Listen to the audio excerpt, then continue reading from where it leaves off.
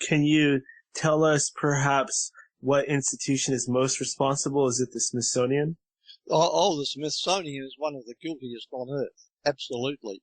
The Smithsonian was set up by a very upright man originally to disseminate knowledge and truth for mankind, but it was taken over by another group of men at his death, and they certainly are going full blast trying to keep out of public information things that they don't believe in, or they don't want the public to believe in. That is very disturbing to hear. I hate the idea that the educations we're all getting in schools are fake. It feels like a lot of wasted years spent in history class. Well, unfortunately, it's true. And there are scientists and there are university professors who are admitting that information is being kept deliberately from students. I can quote you people, I can tell you where they've been working and what they've said. And these people have made honest admissions about the institutions for which they themselves work. Are some of these recent happenings all part of this, 9/11, etc.? Oh, yes, it involves 9/11 as well, sure. There are plans being put into operation by different people, and they put up a false front, they put up a news story, and they try to divert public attention from what's really going on. This is happening everywhere, and 9/11 is just one of them. How about the Sandy Hook massacre? Oh, yes. I would say this, that whatever we read in the media, whatever we see in the media, be very, very cautious about it, because an event is reported on, and that part is true. But the details which lead you in the wrong direction are also put in, because they can't deny an event, but who sponsored the event and where's it headed to, that's a different matter.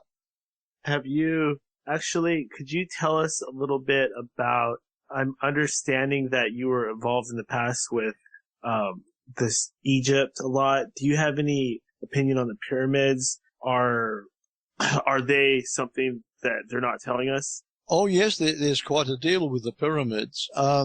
When they were built, what their purpose is, what they're capable, what the pyramid shape is capable of.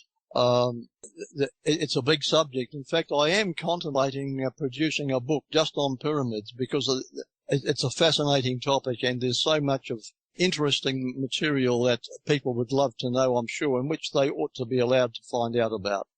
I would think that what's going on in Egypt would probably be one of the biggest cases of this covering things up. I've heard so many of these stories about the tomb of, I think, Khufu, and all this misdirection and confusion regarding certain things that prove what it is. And I can't help but think that the pyramids and Egypt in general is just one of the worst cases of this suppression. Yes, I do believe you're right. If we were to zero in on any of these things, it'd be an interesting story, because the public is fed so much gobbledygook that the truth, it will never be heard unless somebody comes out and brings it out into their focus. And a pyramid subject is a very good one. The Smithsonian is another powerful subject, because the Smithsonian stands for all that science, of course, says it upholds. And it doesn't matter which way you turn, any country, United States, New Zealand, Russia, wherever you go, there are cover-ups well in progress and well and truly unknown by the people. The Smithsonian, why is it that society sees the Smithsonian as the authority? I guess because the Smithsonian is it something like about a dozen of huge museums across the United States. They've got a good name. They started off well, and they deserved public respect. But and that reputation, that original reputation of integrity, has sort of stuck, and which it did deserve in the beginning. But the people who've hijacked it since then, of course, that's a different story. It's true that, I'll just push this a little bit further.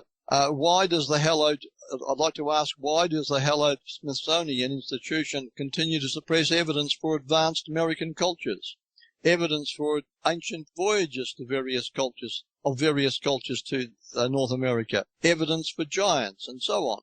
why does its Board of Regents still refuse to open up its meetings to the news media and public? And I dare suggest this, that if Americans were ever allowed inside the nation's attic, as the Smithsonian has been called, what skeletons would they find?